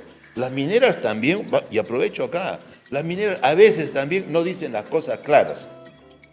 Entonces, los involucrados, los agricultores, a veces se enteran y hay personas interesadas en que no se desarrollen proyectos mineros y también los alimentan de falsedades. La cosa es sincerar, y eso hizo Martín. Fue una mesa, no fue fácil, fue casi un año de conversaciones permanentes y finalmente se demostró que era conveniente el desarrollo de esta empresa. Una consulta, ¿no?, que tiene que ver un poco ya con el tema de el Estado en general. Está claro que uno de los grandes problemas del país, además de la inseguridad ciudadana, es la ineficiencia y la corrupción en el Estado. Una reforma del Estado es urgente. Asumo que la van a plantear en su programa de gobierno. En ese planteamiento, ¿ustedes reducirían la cantidad de ministerios, por ejemplo? ¿Y qué harían con las empresas públicas? Otro ejemplo, ¿qué harían, por ejemplo, con Petroperú en función de toda esa reforma del Estado? Sí, nosotros creemos que el caso de Petroperú debe ser una empresa mixta. Debe entrar un capital privado, pero sin renunciar a la propiedad estatal. Porque indudablemente el petróleo es un producto, digamos... O sea, hay que hacerla eficiente. Hacerla eficiente. Para hacerla eficiente hay que despedir por lo menos a 2.000 o 3.000 trabajadores. ¿Está eso contemplado en su programa? O sea, mire, lo que tenga que hacer se va a hacer. O sea, yo no me va a temblar la mano ni voy a retroceder. Si eso hay que hacer, pues hay que hacerlo. Okay. Y en el caso de la reducción de ministerios, ¿cuántos ministerios reduciría, por ejemplo? No, yo no abogo por la reducción de ministerios. Ahora, hay que saber cuánto es la gente que supuestamente o realmente está sobrando, ¿no? Pues esa gente tampoco se le puede decir, hasta aquí llegó y chao, y tú ves qué es lo que haces. La reactivación económica va a hacer de que esas personas ex excedente puedan tener oportunidades en el sector privado o desarrollando otros programas del Estado y van a tener espacio ahí. O sea, para que exista reactivación económica, primero también tiene que haber seguridad. Y desde ese punto, en seguridad, y primero le hago la antesala, de eso sí nos puede hablar, si tiene o los asesores, no sé quién le habla en el tema de seguridad, pero ¿qué planteamientos tangibles, reales, tiene ante la creciente ola tanto de extorsiones como de denuncias por violencia? Y me refiero específicamente si ha tenido ya en mente quién podría ir en el Ministerio, por ejemplo, del Interior, o qué propuestas tangibles puede plantear en seguridad. Mira, nosotros somos los primeros y hasta la fecha únicos que hemos planteado la adecuación de cuarteles que ya están en desuso, que fueron construidos en la época del terrorismo. Esos cuarteles están ubicados parte en la sierra y parte en la selva. Ya tenemos ubicados más de 10 cuarteles. Chayapalca era un cuartel. O sea, convertir esos cuarteles abandonados en penales. En penales. Ya se ha hecho con éxito Chayapalca. O sea, pero eso es, digamos, para la sobrepoblación carcelaria. Lo que le está preguntando José Miguel es cómo frenamos las extorsiones y la violencia en las calles. Claro. Eso tiene que ver, ¿por qué? O sea, hay que meter presos a todos. No, eso tiene que ver, ¿por qué? Porque los actuales presos, las cabecillas que son recluidos en los penales existentes, siguen comunicándose con su gente de afuera. En esas zonas tan agrestes, tan alejadas, van a estar a cargo de las Fuerzas Armadas. Y eso lo digo, van a estar a cargo de las Fuerzas Armadas. Mire, no estamos en periodo de ni siquiera el riesgo de un conflicto bélico. Ya hace tanto personal del Ejército, de la Marina, de la Aviación, capacitados que pueden encargarse. Pero las Fuerzas Armadas están capacitadas para eso porque no tienen condiciones las Fuerzas Armadas y es un trabajo muy especializado. O sea, no es solo disciplina, sino también cómo realmente reaccionar ante algo. Y cómo se administra una cárcel, ¿no? Pero ¿qué hacemos entonces? Hay que capacitarlos, pues. Las Fuerzas Armadas no pueden intervenir en la seguridad interna porque está la Constitución. Sí. Pues hay que cambiar, pues eso. O sea, no podemos hay que cambiar la Constitución. Lo que respeta en ese tema. La Constitución, más del 50% ha sido cambiada. Y eso sería en el caso de las prisiones que está planteando que las Fuerzas Armadas tomen el control de las prisiones. De esas prisiones que van a estar alejadas, solamente se puede llegar por aire o por río, nada más. Entonces, ¿el papel del INPE a qué se va a reducir?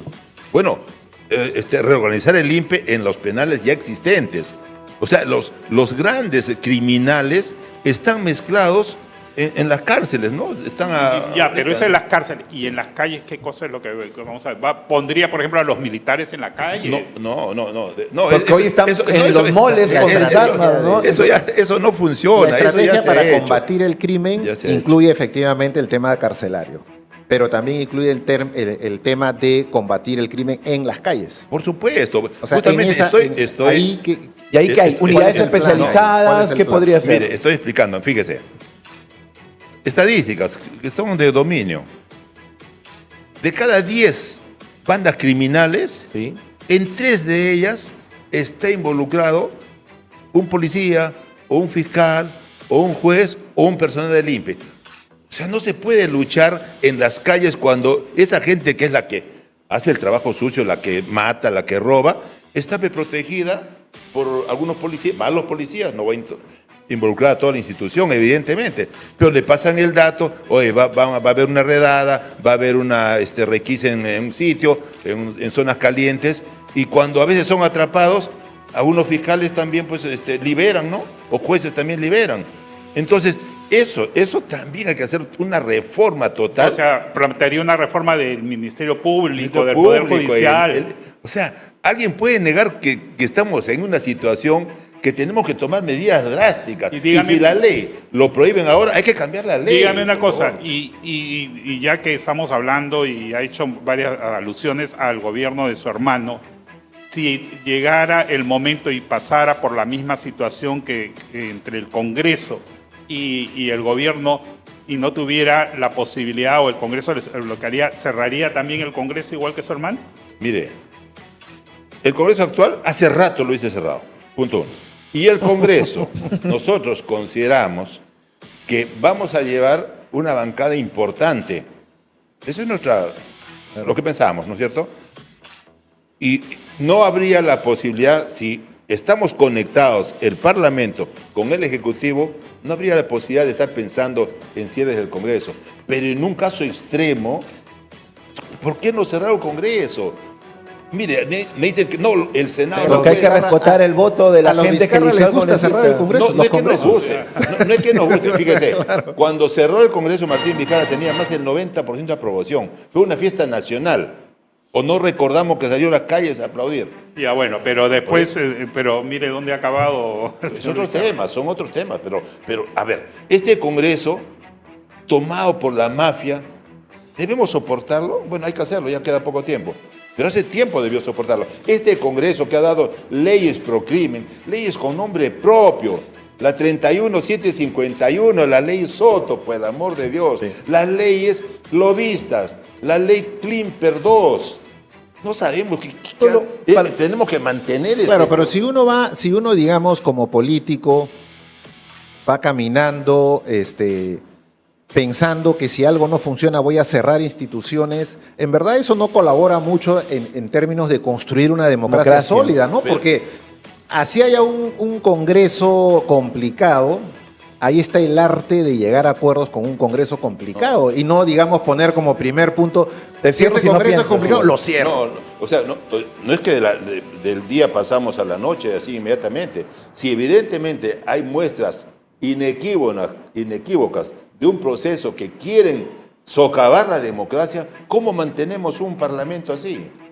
¿O alguien está de acuerdo en este parlamento? Olvidémonos del Congreso. O sea, democracia también significa que hay separación de poderes. Y hay un control político de ese lado. Correcto. Claro. No es un tema de que sea oposición que el Congreso se oponga al Ejecutivo, entonces yo lo cierro. No es así, no me tergiversen. Estamos hablando, si permanentemente están petardeando las decisiones del Ejecutivo y también están siendo parte de una mafia como es ahorita, ¿quiénes son los que gobiernan? Si es así, evidentemente también consultaré al pueblo. El soberano es el pueblo. Haré un referéndum si es necesario cerrar un supuesto Congreso.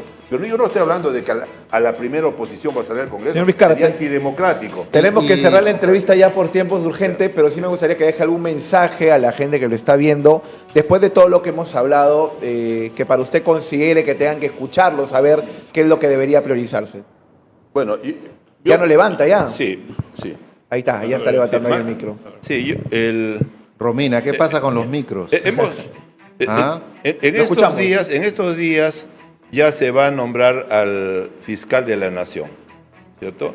El señor Tomás Aladino Gálvez. Pero ha dicho que lo va a patear todavía para dentro de 3 meses. 2 meses, 3 meses. 3 meses ha dicho ayer que no está apurado en que lo nombren fiscal de la Nación, dice, porque ya está seguro que va a ser. Ya está seguro que va a ser. Y además ya tiene el control. No va a ser, ¿no? Y con esto ya es la estocada final a la democracia, ¿no? O sea, no es un secreto, pues.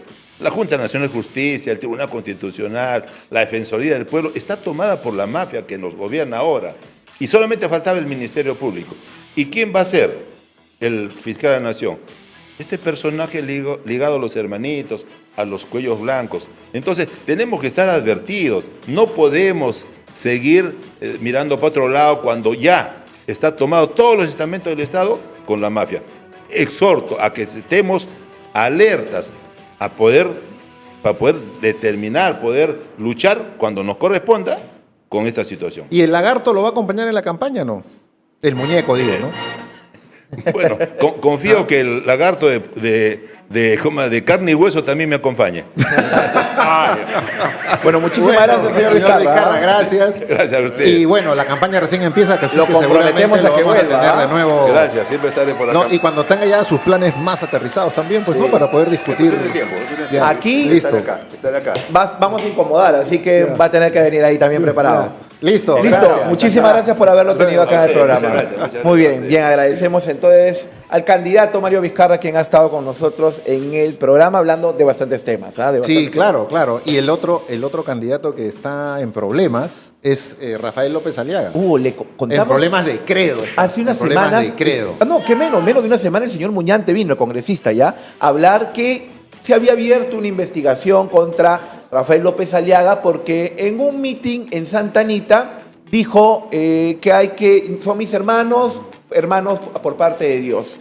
Y por haber pronunciado el término Dios, se le abrió una investigación que hoy ya el jurado electoral especial ya salió la resolución. Lo ha sancionado. Justo, salió la resolución y lo sancionan. Mira, acá está. Lo sanciona por alusiones a cuestiones religiosas. A la religión, sí. Y porque recibió un cuadro del Señor de los Milagros. ¿no? También. Claro, mira, esta es la resolución y dice, determina que hay una infracción prevista en el todas estas cosas. Pero, se ordena a la organización política Fuerza Popular proceda con el cese o retiro de la propaganda electoral prohibida. O sea, se refiere a todo este tema que tiene que ver con el tema religioso, que viene siendo difundida en la red social oficial referida a la organización política y en la cuenta personal del candidato. Se otorga un plazo no mayor de 5 días para que se produzcan todas estas cosas y se exhorta a la organización y al candidato a que se abstengan en lo sucesivo de invocar temas religiosos de cualquier credo como parte de su propaganda política. ¿Qué opinas? ¿No? Y se armó todo un chongo pues ahí, ¿no? Porque hay un artículo de la Ley Orgánica de Elecciones que dice está prohibido el uso o la invocación de temas religiosos de cualquier credo en la propaganda política. Bueno, evidentemente somos un Estado laico, ¿no? Por lo menos en teoría. En teoría. Y hemos visto muchísimos congresistas que también, ¿no? Tenemos por ahí una pastora, ¿no? Sí, claro. Y que a cada rato aprovechan en todo momento para hacer alusión a sus convicciones religiosas y usarla como argumento para justificar algunas de las leyes o propuestas de leyes que han Claro, bajo ese escenario yo diría que sí, pero en el caso concreto de lo que pasó allí, en realidad lo escuché y no era para tanto. Yo sí creo que ahí se pasa un poco. Lo que pasa es que si tú introduces, es lo que yo creo, que si tú introduces, y por eso creo que está ese tema en la ley de elecciones, si tú introduces el tema religioso en una campaña en el sentido de que tú le estás diciendo a los electores que si no se hace tal o cual cosa, va a haber como que un castigo divino. Correcto. Ya estás influenciando de alguna manera en la decisión de la gente desde una perspectiva religiosa. Bueno, ¿y qué ocurre con los candidatos? Claro. Ahí yo creo que el escenario real, es escuchado tú ese día y tampoco que digamos es la justificación como para ir a buscar una sanción. Es decir, dijo, oye, aquí la gente que está acá, no, tú eres mi hermano, sí, porque somos hijos de Dios. Tampoco es que lo ha llevado hay una frase que yo me acuerdo, que no la tengo apuntada en verdad acá, porque la apunté en otro papel que ya voté, en verdad, que ahí decía, López Aliaga decía claramente algo así como que esto se tiene que hacer porque si no lo haces no eres hijo de Dios. No, lo de llevar la cruz, dijo, llevar la cruz. Pero, mira, este video. Pero es el video donde él habla, no donde la entrega. Esa es la entrega. Esa es una cruz. A ver. Son aspirantes a un sacrificio, aspirantes a dar la vida, inclusive físicamente. La Renovación Popular es justamente eso, un partido de una derecha cristiana. Somos derecha porque buscamos la prosperidad, pero para eso están en la política. Ven como un premio, no es premio, mamá. Es un sacrificio, es una cruz, pero es una cruz alegre cuando chambeas. Aquí es un gobierno de derecha cristiana, ojo. Una derecha cristiana empieza por el hermano, fraterno. Yo lo considero a usted mi hermano. Ya, ¿basado qué? Basado en Dios, pues, hermano. Miedo a nada, miedo a nadie, miedo a nada a nadie. Solamente a no hacer la voluntad de Dios. Grábate eso. Esa es la frase que decía. Miedo a nada, solamente a no hacer la voluntad de Dios. En ese momento tú ya le estás diciendo a la gente que si tú no estás conmigo, no estás haciendo la voluntad de Dios. No, ahí sí creo que es una interpretación súper subjetiva. Yo creo que ya estamos ahí. Sí, no. Ahí sí no, Mauricio. Yo no creo. Estás poniendo el tema. Hay otros elementos, digamos, que pueden ser discutibles en el discurso de Porky, pero creo que esto, acá ya el jurado se ha extralimitado. Aquí yo sí creo que, a ver, primero que para los católicos, de alguna manera, para que la gente lo entienda, cuando hablamos de la voluntad de Dios, se expresa que hay que hacer lo que te indica la iglesia, lo que te indica la Biblia. Pero el sentido que le está dando la connotación acá es que, oye, yo hago la voluntad de Dios porque, como ha dicho, somos de derecha cristiana, pero no está llevando a decir, oye, si tú no votas por mí, no estás creyendo en Dios. Pero tu argumento se cae cuando tienes a congresistas como Milagro Jáuregui, que impulsa leyes, porque es la voluntad de Dios, pero que vulnera el derecho de niñas y adolescentes. Por eso mencionaba. Eso no tiene.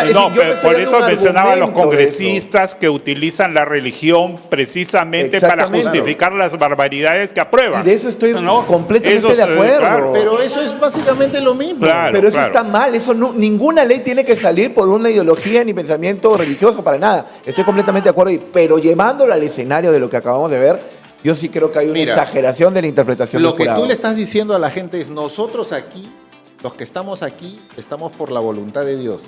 Los que están allá no están con Dios. Acá estamos nosotros con Dios. Y él ya lo ha dicho. Y estás introduciendo un tema religioso de creencia en una campaña electoral. Y lo ha dicho además en España. Acuérdate cuando fue invitado por el Vox, que dijo, ellos huelen a azufre. Sí, ¿no? Refiriéndose a todos los que no piensan como él o no están en su misma línea. Claro. A mí me parece mucho más grave cuando este tipo divaga y dice, oye, que voy a utilizar drones para atacar y matar esto y la dicha de la vida. Eso me parece mucho más grave que la interpretación de lo que estamos dándole ahorita a esa parte. No, porque, ¿sabes por qué no? Porque ese discurso que está teniendo en realidad lo que camufla es un discurso de odio. Sigue siendo subjetividad lo que está diciendo. Es subjetivo. Es decir, llegar a interpretar, es decir, lo que camufla o lo que dice es subjetividad. Yo hubiera sancionado a Porky por otras cosas, mil cosas que ha dicho que son otras barbaridades. Rendición de cuentas, frase, claro. Lo de rendición de cuentas que llevó a niños a decirle, tú quieres ser mi presidente, sanciónelo por eso, sanciónelo cuando dijo, no, que ataquen lo de Gorriti, sanciónelo por eso. Pero aquí, yo sí creo que no hay un argumento sólido que justifique la norma que habla bien de... Claro, ahora lo que yo creo, tratando de ser el abogado del diablo, yo lo que creo es que lo que busca el jurado es evitar que esto se convierta en un territorio donde todos los partidos políticos comienzan a pelear. Yo soy el representante de Dios. No, tú eres, yo soy. Pero cada caso es diferente. ¿no? Lo que pasa es que tú tienes ahí un tema en el que tú puedes empezar a introducir peligrosamente el tema divino de la creencia para convencer a la gente que vote por ti. Y cuando haga eso, que lo sancione. Claro, pero eso es para... O sea, yo supongo que lo que buscan es cortar por lo sano. Claro. O sea, no introduzcas ese tema en la campaña. Y nadie puede hacerlo. La pregunta es, ¿y cuál es la sanción? Que finalmente hay es como una frasecita. La sanción es que retiren eso de su propaganda y que no lo vuelvan a hacer. O sea, es una exhortación. Es como una exhortación, ¿no? Claro, acá dice... Sí, pero también bien molse la sanción, ¿no? Como que... Es que más allá de eso, en verdad, no puedes hacer más. No, claro, Más allá de eso no puedes hacer más. No sé, pero sí me parece peligroso introducir el tema. Y que cuando ocurra se sancione. Yo estoy de acuerdo con todo eso. Pues que así se empieza y hay que ver sobre todo, termina, por ejemplo, todos estos candidatos que van que están en los templos estos y que agarran y hacen propaganda en templos. Pues eso es terrible. No, ahí, por ejemplo, debería ser sancionado definitivamente. Ahí está la resolución del jurado electoral especial, ordena ¿verdad? sacar los videos, todo el material que ha sido difundido. Pues, claro, sí, ordena. Ya, por ejemplo, eso también va a ser difícil de hacerlo porque tú lo descargas, lo subes en otra cuenta que no está relacionada a Renovación y eso va a seguir allí. Ah, no, claro, pero digamos al partido en sus cuentas oficiales, ¿no? Que lo saquen. A la municipalidad, porque también hay bastantes veces se ha repetido lo que sube Porky con lo de la muni, sí, ¿no? claro. Eso, por ejemplo, para mí también es grave. Muchas de las cosas que se exponían en la municipalidad cuando era el alcalde salían en sus cuentas personales. ¿Y con qué cámara se grababa eso? ¿Con qué internet? ¿Con qué camarógrafo? Para mí eso es mucho más importante que debemos sancionar y no permitir que se utilicen los recursos del Estado para temas de campaña. Eso sí es súper grave y eso deberían tomarlo en cuenta para algún tipo de sanción. Claro, ¿y qué pasará cuando transmitan en vivo las sesiones del Congreso y Muñante o la Jauregui se pongan a hablar de Dios y la justicia? Pero precisamente siendo candidatos. Claro, siendo candidatos. Ahí, claro. Exactamente. Ese yo creo que es un tema que ahí sí se va a discutir porque Muñante y Jauregui están acostumbrados además a mencionar a Dios y a justificar porque finalmente todas las aberraciones que el tema de la proponen, creencia, ¿no? Es un tema muy personal. Bueno, también existe un partido que es Partido Popular Cristiano, es decir, en otros países también el tema de la religión está muy involucrado. Que te impidan hablar de eso, yo creo que no es la naturaleza de la norma, sino relacionarlo a que si tú no lo haces por mi voluntad o decisión de creencia y fe, a ti te va a ir mal. Allí yo creo que está la diferencia, pero hablar de Dios eso lo dijo claramente que eres de una religión no debería estar mal. López Aliaga lo dijo claramente. ¿Sí? Acá estamos para hacer la voluntad de Dios. Sí. Ya, pues. O sea, soy el elegido de Dios para hacer su voluntad. Obviamente, o sea, es clarísimamente dijo eso. Sí, porque el término en la religión católica es la voluntad de Dios y hace lo de la voluntad de Dios. Claro. Sí, pero es la interpretación, insisto. ¿Dónde va para allá? ¿Dónde? Es la voluntad de Dios. O sea, sí. Acá no estoy en una religión donde se hace la voluntad de Dios. Por eso se hace la voluntad de la gente. El partido político no hace la voluntad de Dios. No hace la voluntad. No, pero la política la hacen los hombres. La creencia es la creencia. Claro. Sigo creyendo que ha tenido unas actitudes peores, despreciables este señor en otros momentos donde ya es campaña que sí deberían acreditar algún tipo de sanción. Pero aquí yo no sé si debería Pero ser es que en motivo. verdad es que la ley dice está prohibido Sí, eso también es la cierto. invocación de temas religiosos. José Nopari nos mencionó. Y sobre ahí ese tema. él ha invocado un tema religioso claramente, por lo tanto está violando la ley electoral. Bueno, Clarito. eso da para grandes discusiones, ¿ah? Sí, pues. No, yo sigo creyendo lo mismo. Sigo creyendo lo mismo. Sigo creyendo que no ha sido una O sea, sanción yo creo que en coherente esta ni el frase nivel. se ha excedido el jurado, pero sí creo Sí, claro, que se ha hay excedido. varias cosas que ha dicho Porti Sí, que también, merecen ¿no?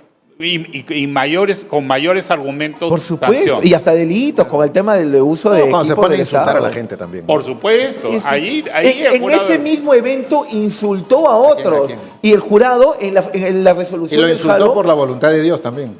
Ahí sí, ¿por qué voluntad habrá sido? Claro. Pero el tema es que eso para mí es mucho más, un argumento mucho más sólido para sancionarlo que por lo que encuentran, ¿no? Ahí justamente el mismo jurado te lleva a generar un debate absurdo. Lo otro era mucho más sólido como para tener una sanción, ¿no? Pero aquí es clarísimo, está violando un artículo de la ley electoral, ¿no? Eso está claro. Sí, Vamos sí. a ver. Igual sigo creyendo que esto de la sanción es rara, ¿no? Acá Como que se callado. acabó la voluntad de Romina, así que tenemos que ir. Tenemos la encuesta. La a ver. encuesta, a ver. A ver. Después, la pregunta fue, ¿cree que Mario Vizcarra liberará a su hermano de llegar a la presidencia? Sí, 83%, no 17%. ¿Ah? Ajá. Que era evidente también. No, está clarísimo. Oye, pero Claro. no tienen idea, ¿no? Es decir, después de lo que hemos escuchado, no tienen ningún plan. En no otras tienen nada. entrevistas, él ha dicho claramente que sí lo iba a liberar. Ahora ya no lo quiso decir exactamente, ya está reculando. Pero sí lo va a liberar, me queda claro, ¿no? Pero en fin, Pero sí me ha impresionado que no ha tenido respuesta a muchas interrogantes que le hemos hecho. Nada, no tienen ni idea. Y esto que dijimos, y al menos elige tú, salud, eligió salud. Tampoco Claro, creo. le dieron salud, no, la inseguridad, no, Sí, salud, gracias. sí, claro. Nos vemos mañana, Listo, gente. Mostrito, Un abrazo. gracias, Hugo, por haber Cuídense. estado con nosotros. Qué lindo verte, Hugo. Gracias. Compartan Listo. la transmisión y dejen su Hasta like. ¿ah? mañana. mañana.